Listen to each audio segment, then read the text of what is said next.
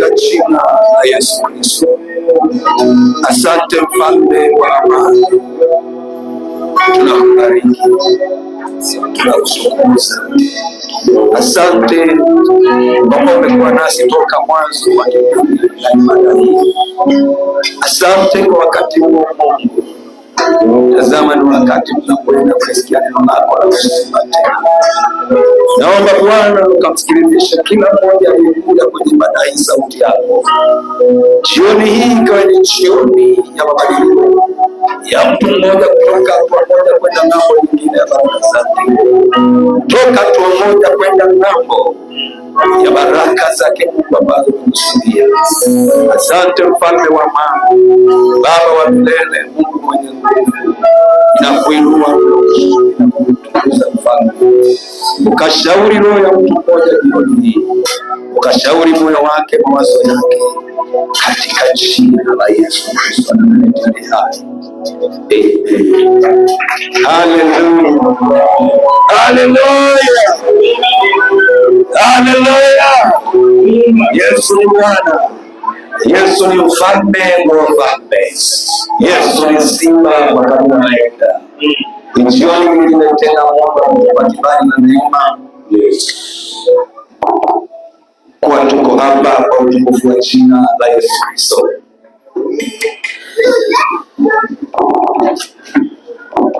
Ninakusalimu tena katika jina la Yesu, jina lipitalo kila jina.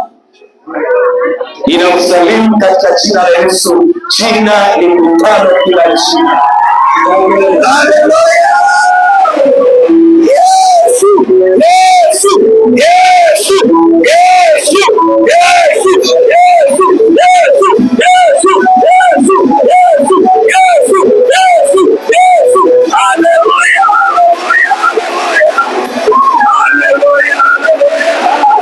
Yesu ni Bwana, Yesu ni mfalme wa wafalme, Yesu ni Bwana wa mabwana, Yesu ni mfalme, Yesu yuko hapa, mfalme yuko hapa, Bwana yuko hapa, Mungu yuko hapa, Mungu yuko hapa, Mungu Bwana yuko hapa. Yesu ni Bwana. Jioni nyingine ameomba kushuka kupunga. Mungu ametabasamu kwa ajili yako jioni leo. Mungu ametabasamu kwa ajili yako jioni leo. Uona utukufu wa Mungu mahali hapa ni mwingi. Uweza wa Mungu ni mwingi.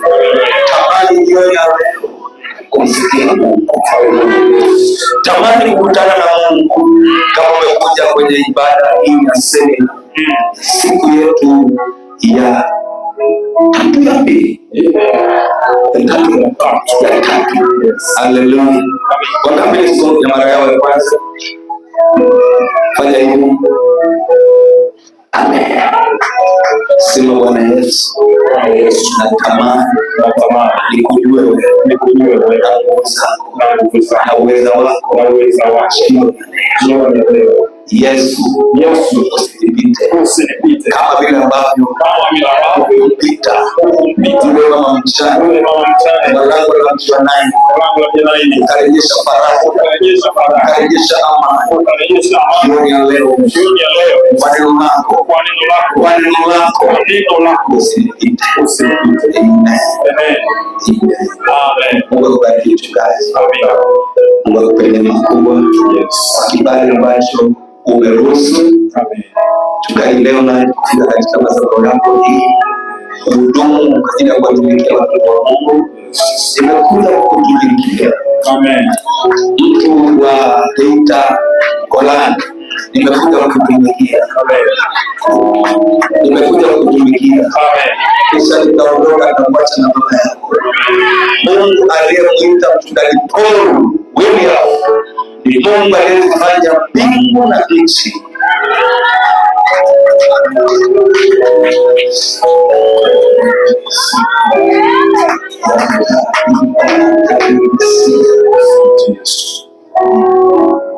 Mbingu zimefunguka kwa ajili yako. Bwana alimuona Yesu juu ya kanisa.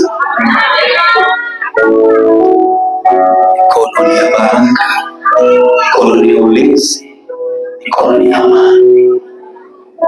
Mungu abariki basa. Kanisa, mashemasi na viongozi wa kanisa. Mungu abariki mchungaji. Usiogope. Usiogope. Haleluya. Usiogope. Mungu abariki mitambo wanaofanya tunaweza kusikika na sauti hizi. Mungu awabariki wote waliofanya kazi ya kanisa, safi, kila kitu kilichoendelea mahali hapa, utaratibu wote. Mungu awabariki.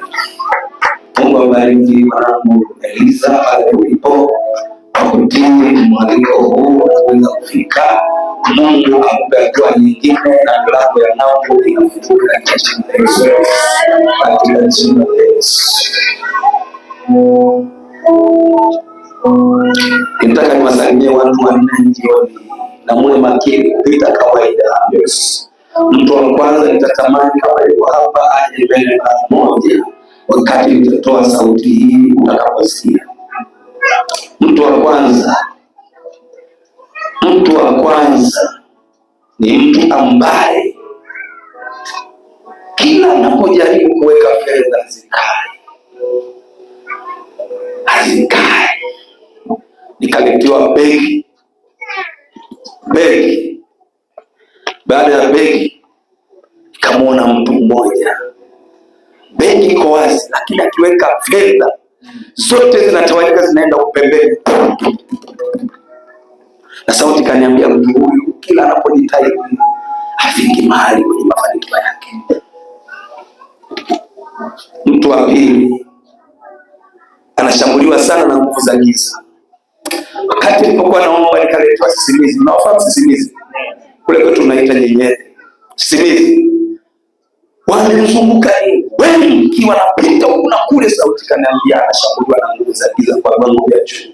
Leo utawekwa huru. Mtu wa tatu ni mtu huyu ambaye nimeletewa amefungwa kitambaa cha sanda usoni. Sanda imewekwa usoni, na kila anapotamani kufanya kitu, kila anapotamani afanye kitu kionekane, akionekane, maana amemfunika kitambaa cha sanda usoni. Nikianza kuomba leo utafunguliwa. Utafunguliwa na utawekwa huru kweli kweli. Mtu wa nne na wa mwisho nakupa salamu ni mtu ambaye ukiwa hapa ndani, ninakuomba uje sasa hivi kabla sijaendelea. Ulikuwa unafanya mkataba na mtu. Huo mkataba ni wa kufanya kitu pamoja na yeye. Aidha ni mkataba wa kampuni kuingia kufanya pamoja na yeye.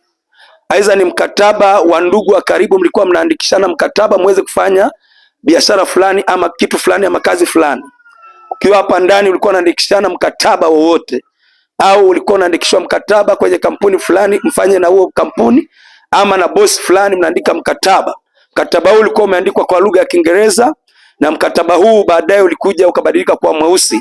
Maana yake mkataba huu umeharibika, na mkataba huu uko kinyume, hauwezi kufika kwenye makubaliano sahihi na huwezi kukupa manufaa. Ukiwa hapa ndani sasa ninapozungumza, nimesema unapita hapa. Ukigundua ulifanya mkataba na mtu yote mkawa mnaandikishiana ili kuweza kufanya mkataba, iza kwenye kampuni, aiza kwenye mazingira ya mtu ambaye mlikuwa anafanya huo mkataba, sema upite hapa mbele. Mkataba ulikuwa unaandikwa kwa lugha ya Kizungu, lakini baadaye mkataba huu katikati yake uliingia dosari jeusi. Ndio nikasema ufike hapa, maana hili ni jambo la asubuhi na mapema sana, na Mungu wa mbinguni kama aishivyo, nataka akafanye njia kwenu. Ulikuwa unafanya mkataba gani mama?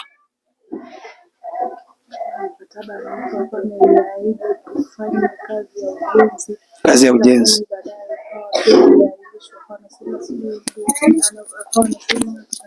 Kibali, imefuatilia kibali lakini imeshindikana. Ghafla tu akawa amegairi. Nilikuwa amefanya mkataba wa kufanya kazi ya ujenzi, lakini baada ya muda mfupi tu yeye akasema haiwezekani. Ni wewe binti? Nafanya mkataba kwenye kampuni ya wanaojenga Regen. Wanaojenga Rujen. Kwa tumefanya mkataba pale na wasimamizi, ambapo huyo msimamizi ni Muhindi. Tukawa tumeelewana baada ya ule mkataba, baada ya Rujen kukamilika, tuko kwenye mkataba wa upishi upande ule. Ila kwa sasa nimesimamishwa kwamba labda mpaka kama mwaka kesho akihitaji tena. Ulikuwa ni kazi gani unafanya? Upishi. Na upishi. Okay. Mama, ulikuwepo wakati ninazungumza? Ndio. Ulikuwa unatafakari ama ulikuwa unawaza nini? Nilikuwepo, tulikuwa tunajiandaa. Unajiandaa? Okay. Niambie, ulikuwa unafanya mkataba nini?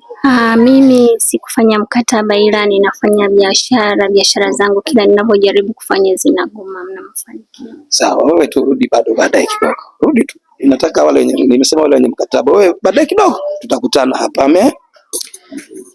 Mungu anataka afanye njia kwako. Afanye njia kwako. Baba, ninakushukuru kwa ajili ya watoto wako. Kuna watu pale ndani ambao wanasimama kwa ajili ya kusaidia wenzao. Usifanye mazoea kwa sababu ulimjua mtu yule kwamba labda hawezi kuanguki pepo ama chochote. Naomba sana viongozi wa kanisa, mashemasi, muwe makini sana unapofanya huduma na mtu unakuja. Wewe unasindikiza, hata kama sijaomba msindikize tu. Baba, nakushukuru kwa ajili ya mtoto wako huyu ambaye Mungu wa mbinguni alifanya mkataba, na ule mkataba umeingia dosari, tena dosari mbaya. Naomba neema yako Yesu ikamsaidie, ukamwezeshe kwa utukufu wa jina lako. Ninaenda kinyume na kila madhabahu ya mauti juu ya mkataba huu. Naenda kinyume na kila madhabahu ya mauti juu ya mkataba huu. Toka na mwachie kwa jina la Yesu Kristo wa Nazareti aliye hai. Kila nguvu ya mateso inayozuia asifike kwenye mkataba huu, naivunja kwa jina la Yesu Kristo.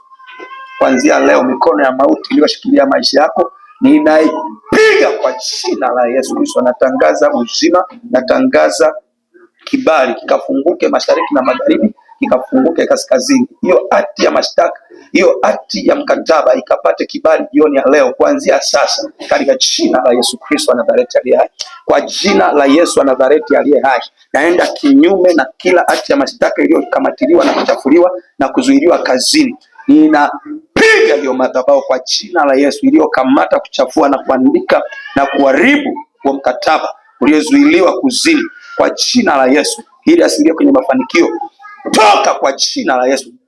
Toka kwa jina la Yesu. Achia huo mkataba wake katika jina la Yesu Kristo wa Nazareti aliye hai. Natangaza kufunguliwa mkataba huo kuanzia sasa, katika jina la Yesu Kristo nimeomba. Amen. Haleluya. Unanisikia paka kule? Haleluya. Sasa nataka utege masikio, maana nataka nizungumze na mtu mmoja jioni ya leo. Wangapi tunazo Biblia jioni hii? Wangapi tunazo? Inua juu Biblia yako hivi, usiinue mkono, inua Biblia yako juu. Inua juu. Nataka nizungumze kitu cha ajabu sana. Sijui kama kwenye Biblia kipo, mchungaji labda atasaidia kuzungumza jioni hii. Atusaidie na wewe ambao una Biblia. Sasa kama una Biblia, mimi neno nataka kuzungumza leo, yani ni zito mno. Inawezekana kwenye Biblia labda halipo. Nataka kuzungumza kitu ambacho labda hakipo kwenye Biblia. Sasa tutawezaje kuaminiana mimi na wewe? Utawezaje kuniamini kama una Biblia? Jitahidi sana uwe na Biblia kama Mkristo. Alama ya kwanza ya wewe kwamba ni Mkristo ambaye unatamani kuwa mbinguni au kumiliki baraka za Mungu hapa duniani, tamani kuwa na Biblia. Amen. Tamani kuwa na Biblia. Amina. Kuwa na nini? Biblia. Biblia ndiye mwongozo wa Mkristo ambaye anataka kwenda mbinguni. Haleluya. Bila Biblia haiwezekani. Amen. Amen. Jitahidi sana kuwa na Biblia. Shetani ataogopa kwa sababu una Biblia. Ataogopa kwa sababu umesoma neno na lile neno umeliweka ndani yako. Amen. Ili uweze kupokea muujiza wowote jioni ya leo, inazingatia unavyoliamini neno la Mungu jioni hii. Amen. Mungu ambariki mchungaji, amekwisha omba. Na wakati alikuwa anaomba hapa, nitakwambia kilichotokea kwa muda mfupi. Wakati anaomba mimi nilikuwa pale ndani, na palitokea moto mkubwa wenye shoti kubwa ulipita pa, na sauti kaniambia kazi za shetani zimeteketea.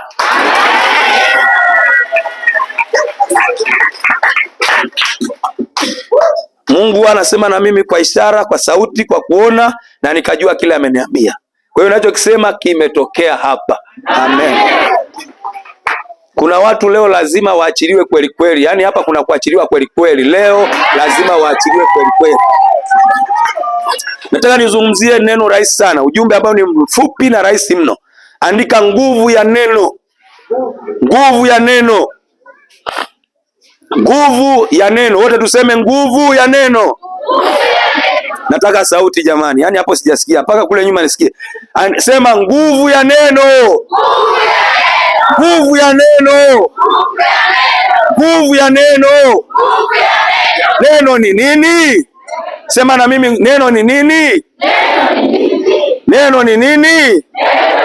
Neno ni nini? Neno ni tamko. Neno ni tamko linalotoka kwenye kinywa cha mwanadamu,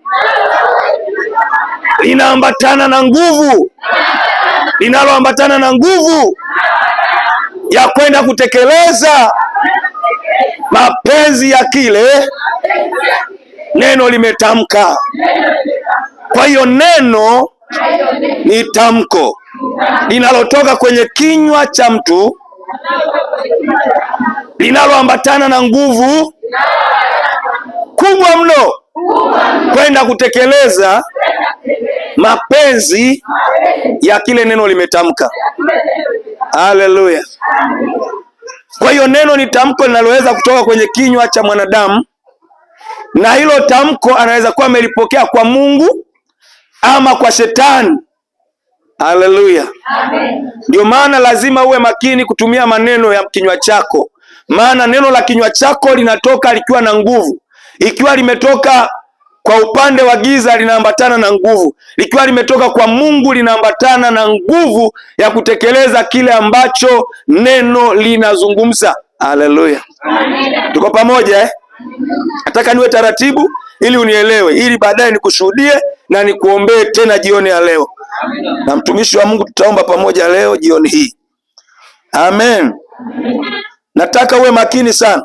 Lakini ili hilo neno liwe na nguvu, lazima uzingatie yale mambo matano mchungaji aliyazungumza hapa, alirudia na mmetamka inavyostahili, kufuata maelekezo na kuamini. Na hiyo yote iko kwenye maandiko. Haleluya. Haleluya. Yesu akawaambia wanafunzi wake, nisikieni nyote na ufahamu. Marko sura ya 7 mstari wa 14. Amen. Huo mstari mmoja utakiwa kwenye kipengele cha kusikia na kufahamu, lakini kipengele chetu cha tatu inasema tiini kila kiamriwacho na watu kwa ajili ya Bwana. Kwa hiyo tunatii watu wanaposema, tunatii sauti wanazozitumia, kwamba kile kitu kimetoka upande wa kimungu, ili iwe ni cha baba amesema, iwe ni mama amesema, iwe ni dada amesema, mchungaji kasema, mzee wa kanisa kasema, shemasi kasema, mwenyekiti wa mama kasema, sijui katibu kasema, sijui fundi mitambo kasema, sijui mshirika mwenzako naye kasema kwako. Likiwa ni neno jema la kukujenga, hilo neno utakapolipokea ni kwa ajili ya Bwana. Haleluya. Litafanya kazi kwa ajili ya Bwana. Amen. Anasema katika Petro wa kwanza sura ya 2 mstari wa 13, tiini kila kiamriwacho na watu kwa ajili ya Bwana, ikiwa ni wakuu kama wenye cheo, wenye mamlaka, ikiwa ni wafalme. Unaona? Anatumia kusema kama ni wakubwa fulani, wenye cheo, wenye mamlaka, tuweze kutii yale anayosema. Maana hayo wamepewa ili kutuambia sisi. Haleluya. Amen. Namba 4 ni kufuata maelekezo. Katika kitabu kile cha Yohana sura ya 21 mstari wa 3 mpaka wa 6, Yesu akaja kwa wanafunzi wake akawaambia, wanangu mnacho kitoweo? Petro akasema hapana. Huyo ni Simoni Petro akasema hapana. Yesu akawaambia, chukueni jarife lenu, nichukueni chombo, nendeni mpaka kilindini, mfike mlitweke jarife lenu, mlitupe mkono wa kuume wa chombo. Biblia inasema walipotupa walipata samaki wengi. Je, wasingeenda watupe mkono wa kuume wa chombo wangepata samaki? Hapana. Kwa hiyo neno linahitaji, linapotamkwa ufate maelekezo linavyosema. Ili jioni ya leo ufunguliwe kansa, HIV, kifua kikuu, sijui magonjwa sugu, maskini na roho za utasa na ugumba, lazima utii neno linavyo. Nataka sauti kama watu tumekula. Amen. Amen. Namba 5 na ya mwisho katika mambo matano ya kuzingatia yanafanya kazi ufalme wa nuru na ufalme wa giza. Jambo la 5, lazima uzingatie kuamini. Kuamini maana yake imani. Imani ni sawasawa na kisikizo cha shati. Mtu anapofunga koti ama shati lake, maana yake anafunga pamoja kile alichokisikia, alichokifahamu na alichokitii na alichofuata maelekezo, kisha anakiamini, kinatokea. Amen. Nimezungumzia kipengele cha kusikia. Unaweza ukasikia lakini hauna ufahamu. Ni kweli mlio wa nini?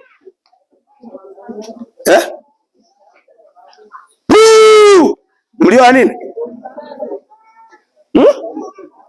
Hivyo utaweza kupembua hii sauti? Hii ni sauti ya mtu. Ya bomu italia kama mtu. Leloyo na lingine azonga pale. Kokenda kusala misala na ngai. Vipi, umesikia? Ngoja nitumie maiki usikie vizuri. Nataka uwe makini kwa sababu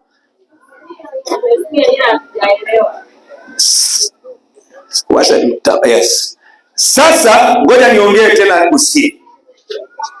Sikoyo nalingi pasteri aya awa.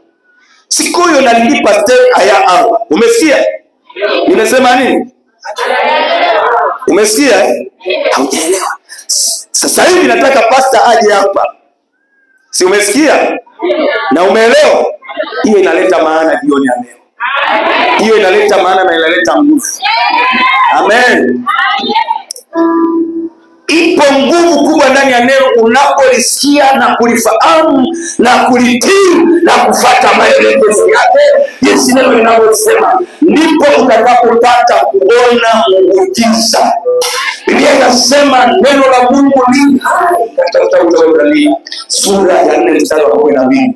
Biblia inasema, umefika kwenye Biblia yako? Wewe ambaye una Biblia, tega masikio vizuri, alafu ukamatilie. Haleluya. Haleluya. Nataka baada ya muda mfupi nisikilize watu watatu hivi wenye ushuhuda ama wawili. Kuna mtu mwenye ushuhuda hapa jioni ya leo? Kuna mtu ana ushuhuda? Nyosha mkono kama una ushuhuda pale ulipo. Kama una ushuhuda pale ulipo, nyosha mkono tu. Una ushuhuda kwamba Mungu ametenda jambo kutoka sehemu umeenda sehemu nyingine kupitia tangu tulipoanza juzi? Je, kuna mtu ana ushuhuda? Pale ulipo mfanye. Nyosha mkono nikuone. Baada nikimaliza nitahitaji wewe mtu. Amen. Katika kitabu kile cha Waebrania sura ya 4 mstari wa 12 nitasoma mpaka mstari wa 13. Biblia inasema kwa habari ya neno, nazungumzia neno na nguvu ya neno. Neno ni tamko linalotoka kwenye kinywa cha mwanadamu ama cha mtu. Haleluya. Na hilo neno linaambatana na nguvu kubwa mno. Kwa hiyo neno linaweza kutoka kupitia mtu kutoka kwa Mungu. Neno linaweza kutoka kwa shetani kupitia mtu. Kumbuka madhabahu iliyokuwa hapa duniani ni madhabahu ambazo ziko madhabahu za aina mbili. Kila madhabahu ina mtumishi. Madhabahu ya shetani na mtumishi wake ambaye ni waganga wachawi, waganga na wachawi wote na wapunga pepo, wapiga ramli na kila aina wanachofanya matendo ya uovu. Na iko madhabahu ya Mungu hapa duniani na ina wachungaji, maaskofu, mitume na manabii na washirika wa Kristo, wale ambao wanamwabudu Kristo katika roho na kweli na kutamka maneno ya kiungu yenye kuwajenga wengine na baraka kwao. Hayo maneno yanaambatana na nguvu kwa sababu yanatoka kwenye madhabahu ya Mungu ya mbinguni yanayounganika na madhabahu ya duniani. Haleluya. Haleluya. Kwa hiyo lazima uwe makini unapotumia maneno ya kinywa chako au neno la kwenye kinywa chako. Unatamka nini kwa watoto wako? Unatamka nini kwa jamaa yako? Unatamka nini kwa mume wako na kwa mke wako? Unatamka nini juu ya mchungaji wako? Unatamka nini juu ya kanisa? Unatamka nini juu ya washirika wenzako? Unatamka nini juu ya mtaa unaokaa? Unatamka nini juu ya taifa lako? Unatamka nini juu ya viongozi wako? Yale unayotamka Mungu atafanya kama alivyotamka. Kwa mujibu wa maandiko, nifungulie kitabu cha Nyakati wa pili tuone kama Mungu ni anasema uongo. Nyakati wa kwanza, mambo ya Nyakati wa kwanza sura ya 4, utalisomea mstari wa 4 mpaka wa 10, na wa 10 ndio ile pointi zangu za msingi. Naomba mtumishi wa Mungu unisome. Nyakati wa kwanza sura ya 4, yes, mstari wa 10. Mstari soma 4 mpaka wa 10 tu. Nyakati wa kwanza 4 mpaka 10. No. 9 mpaka 10. 9 mpaka 10. Naomba mtu mmoja anisikilizie. Pastor atasoma kama anapiga kelele hivi. Nataka asome kama anapiga kelele hivi kidogo, kama anapiga kelele, kwa sababu ni mhubiri. Nataka asome kama anapiga kelele. Twende baba. Naye Yabesi alikuwa mwenye heshima kuliko Mose, na mamaye akamwita jina lake, na mama yake akamwita Yabesi, akisema kwa sababu nilimzaa kwa huzuni. ni kwa sababu nilimzaa kwa huzuni. Huyo Yabesi akamlingana Mungu wa Israeli, Yabesi akamlingana Mungu wa Israeli, akisema lau kwamba ungenibarikia kweli kweli, akasema lau kwamba Bwana ungenibarikia kweli kweli na kunizidishia hozi yangu, yani mipaka yangu ipanuke, na mkono wako ungekuwa pamoja nami, na mkono wako ungekuwa pamoja na mimi, nawe ungenilinda na uovu, ili usiwe kwa huzuni yangu, ili nisiwe kwa huzuni zangu mwenyewe. Naye Mungu akamjalia hayo naye Mungu akamjalia hayo. Twende pamoja. Naye Mungu akamjalia hayo aliyoyaomba. Mungu sio mtu hata aseme uongo, si mwanadamu hata ajutie kile alichokisema kwamba atakifanya. Haleluya! Kwa mujibu wa maandiko, kitabu cha Hesabu sura 23 mstari wa 19, asema Mungu sio mtu hata aseme uongo, si mwanadamu hata ajutie kile alichokisema. Kile alichokisema atakifanya. Bwana akamwambia Musa katika Hesabu 14 mstari wa 28. Mchungaji, naomba tuthibitishe tena. Hesabu 14 mstari wa 28. Hesabu 14:28, maandiko yanasema, hulo ni neno la Bwana. 14:28. Ndio. Anasema 28, anasema waambieni kama niishivyo asema Bwana. Bwana akamwambia Musa, waambie wana wa Israeli kama niishivyo asema Bwana. Sikiliza, nitafsiri neno hili unielewe. Unaposikia katika Agano la Kale walikuwa wanasema kama aishivyo Bwana, au wewe sasa hivi uliyemwamini Kristo ukasema kama aishivyo Bwana, ina maana umeapa kiapo kizito. Mungu anajiapiza, anasema hivi, niangalie vizuri watu wote kwa macho, ni sawa sana kile kiapo alikiapa siku fulani. Maana anamaanisha, anasema hivi, haki ya Mungu mimi kama nilivyosema. Tuendelee baba. Anasema waambieni kama niishivyo mimi Mungu, asema Bwana, asema huyo Bwana, hakika yangu kama ninyi mlivyonena masikioni mwangu, kama mlivyosema kwenye masikio yangu, ndivyo nitakavyowafanyia ninyi. Sema ndivyo nitakavyowafanyia ninyi. Sasa jeuza, sema ndivyo Bwana utakavyonifanyia jioni ya leo. Utanitendea mema jioni ya leo kwa neno lako linaloishi milele, linalodumu milele, kwa sababu neno lako lina nguvu. Neno lako lina nguvu, ni taa ya miguu yangu, ni mwangaza wa njia zangu. Jioni ya leo sitabaki kama nilivyo, sitabaki kama nilivyo. Amen. Sasa Mungu ni mwongo? Mungu sio mwongo, amesema. Kwa hiyo jioni ya leo tamani kukutana naye, usitamani kukutana na mchungaji Leonard. Amen. Watu wengi hutoka nyumbani kwao wakitamani kukutana na mchungaji, na hiyo ni siri ninakwambia uiepuke. Tamani unapokuja ukutane na Mungu kupitia mchungaji. Haleluya. Umenielewa? Mchungaji amembeba Mungu. Naomba watu watatu mbio hapa. Watatu mbio. Utanimalizia muda mkienda taratibu. Watatu. Msimame hivi. Mmoja kama unamhesabu namba mwenzako. Simama pale. Na wewe njoo. Huyu sasa huyu. Nenda kule mbele kabisa. Nenda mbele. Wewe simama hapa. Sogea kidogo kwangu. Dada rudi nyuma. Rudi tena. Hapa sasa. Sasa chukua mfano huu jioni ya leo, Chukua mfano huu jioni hii.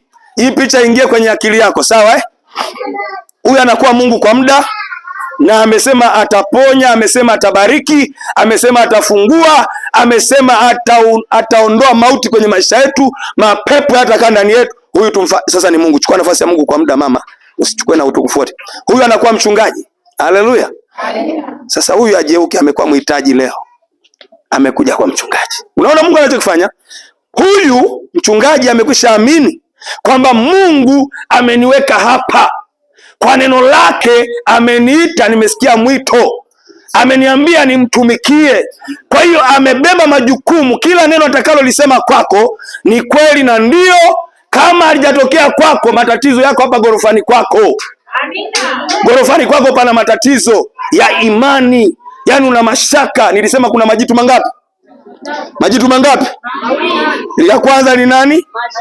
Mashaka. Akiwa kwenye akili zako utakosa, yaani kila kitu hautaweza. Kamuulize Petro alipomwona Bwana Yesu anakuja, akamwambia ikiwa ni wewe nije nikitembea. Amekuja anatembea, ghafla mawimbi. Yesu akamwambia wewe, acha mashaka yako, akamnasa. Kwa sababu Yesu kwanza ana uthibitisho wa nguvu na uweza. Yeye amekuja kuokoa mwanadamu aliyopotea. Mchungaji amekabidhiwa mamlaka. Sikiliza, ndio maana kwenu sio wote wachungaji, na ndio maana kwenu sio wote waliokoka. Mungu ana sababu amekuokoa wewe, na wewe uliokuja leo Mungu ana sababu usikie, ili uchukue hatua za mabadiliko ya ndani zaidi. Amen. Ipo nguvu kubwa nene. Huyu mchungaji ametii, mhitaji anakuja, Mungu anaachilia nguvu hapa. Mchungaji, mhitaji amekuja na mgonjwa, imeandikwa na ishara hizi zitafuatana na takanyaga nyoka na nge. Hilo ni neno. Hata tukinywa vitu vya kufisha, sumu na nini, magonjwa hata tuzuru. Anasema mtaweka mikono juu ya wagonjwa nao watapokea nini? Ni neno langu mimi? Langu mimi? Mungu awabariki. Haleluya. Tukisoma katika kitabu cha Waebrania, Mungu analithibitisha neno lake jinsi lilivyo. Haleluya. Mstari wa kwanza anasema hivi, maana neno la Mungu li hai. Hiyo nasoma kwa kituo na koma. Maana neno la Mungu li neno linapokuja la Mungu kwenye maisha yako ni mbegu iliyo hai. Ni mtu anayechukua mahindi, mpunga, maharagwe, ulezi, mtama, anayepeleka shambani kupanda, mbegu inaenda inachipua, ni mbegu iliyo. Neno la Mungu ni mbegu iliyo hai, ikiingia kwenye maisha yako inachipua, inaanza kuchipua. Jioni ya leo tamani neno la Mungu liwe mbegu kwenye maisha yako, ianze kuchipua miti, ianze kuweka matawi, ianze kuonesha matawi makubwa, ionyeshe matunda. Jioni ya leo utabaki ulivyokuja. Li hai. Sifa ya uhai ni kitu ambacho kinaishi. Tunatambua sifa ya uhai ni sifa ya kitu kinachokuwa kina uzima. Kwa hiyo neno la Mungu ni hai.